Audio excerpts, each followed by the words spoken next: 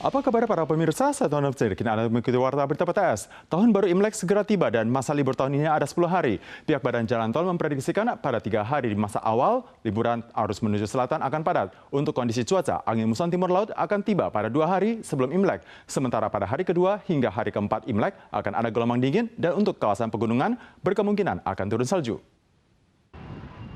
Matahari pagi menyinari Taipei dan sekitarnya. Cerah untuk beberapa saat. Jumat 20 Januari, angin muson timur laut kembali datang. Yilan dan Hualien akan ada hujan lebat sporadis. Mulai malam tahun baru Imlek hingga keesokannya, angin akan bertiup akan lemah. Dengan suhu sekitar 20 derajat, kabut akan muncul di kawasan barat. Pada hari kedua Imlek, angin muson timur laut kembali bertiup dan berdampak hingga hari keempat Imlek. Kawasan pegunungan mungkin akan turun salju. Hari kelima dan keenam, angin kembali melemah. Namun hari ketujuh kembali menguat. Suhu di kawasan utara dan timur laut akan kembali dingin. Masa libur 10 hari segera dimulai. Badan Jalan Tol mengingatkan ini adalah tahun baru Imlek pertama pasca perbatasan dibuka. Arus lalu lintas akan lebih banyak dibandingkan 2 tahun terakhir. Diprediksi 3 hari pertama masa liburan, mayoritas arus jalan menuju selatan. Dan 3 hari jelang sebelum liburan selesai, lalu lintas menuju utara akan padat. Hari ketiga Imlek, kedua jalur jalan nasional akan padat. Kedua jalur di Jalan Nasional nomor 5 pada hari kedua juga akan dipadati kendaraan. Bagi yang hendak bepergian, disarankan untuk mengecek terlebih dahulu kondisi arus jalan yang ada.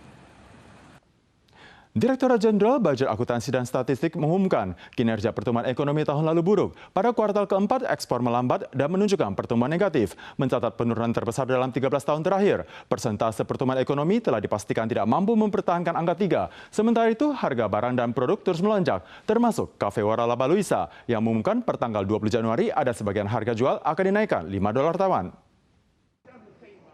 Brabantini Italia klasik, kombinasi daging dan sayuran ditambah roti panggang yang renyah membuat air liur Anda keluar. Namun mulai tanggal 20, rantai Luisa Cafe mengumumkan bahwa beberapa makanan seperti makanan ringan dan bagel akan dinaikkan $5, meningkat sekitar 7%.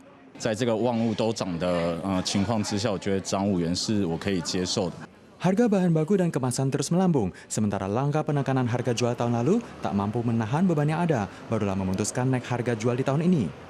Namun lesunya ekonomi juga mencerminkan kinerja laju pertumbuhan ekonomi tahun lalu. DGBAS mengumumkan laju pertumbuhan ekonomi pada 3 kuartal pertama tahun lalu positif, namun pada kuartal keempat alami pertumbuhan minus. Dengan tingkat penurunan terbesar dalam 13 tahun terakhir, tingkat pertumbuhan ekonomi 2022 hanya 2,43%, rekor terendah dalam 6 tahun terakhir dan menunjukkan indeks GDP tidak mampu mempertahankan angka 3. 第四季来讲的话，包括全球的需求都是比较疲软的。那当然，中国大陆疫情的这个干扰产销的这个因素也是其中之一。 Pakar prediksi ekonomi pulih secara bertahap akhir tahun ini. Berbeda dengan tahun lalu, tingkat pertumbuhan ekonomi melambat. Untuk tingkat pengangguran relatif stabil, DGBAS mengumumkan tingkat pengangguran Desember tahun lalu capai 3,52%, terendah sejak Februari 2001, dan tingkat pengangguran 2022 capai 3,67%, terendah dalam 22 tahun. Bunga pelam blossom yang ditanam di pekarangan sekolah SD Lija Penan Taitung juga mekar lebih awal, menjadi lokasi di mana bunga pelam blossom mekar lebih cepat, khususnya untuk dataran rendah, terhitung dari garis atas permukaan laut. Para siswa di SD Lija sangat senang. Saat musim dingin setelah kelas selesai, mereka bisa melihat bunga pelam blossom di taman sekolah. Tahun ini, bunga pelam dapat mekar pada masa liburan tahun baru Imlek, dan kini telah ada turis yang datang untuk menikmati panorama bunga pelam. 照现在来看，大概60%左右。 在大过年的时候，农历大过年的时候，应该会大爆发。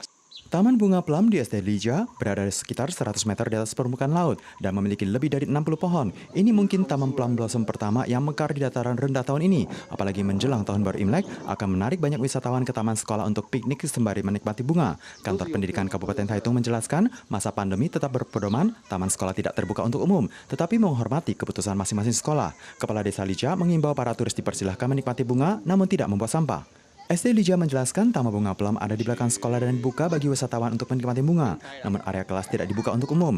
Kepala desa mengingatkan bahwa kawasan tengah memasyarakatkan budidaya lebah dan wisatawan diimbau tidak mengganggu lebah yang tengah menghisap madu agar tidak ditusuk. Para pemirsa sekalian, sekian Warta Berita PTS. Berikutnya mari kita saksikan Wat Arun di Thailand. Kita sual lagi di pekan depan. Sampai jumpa.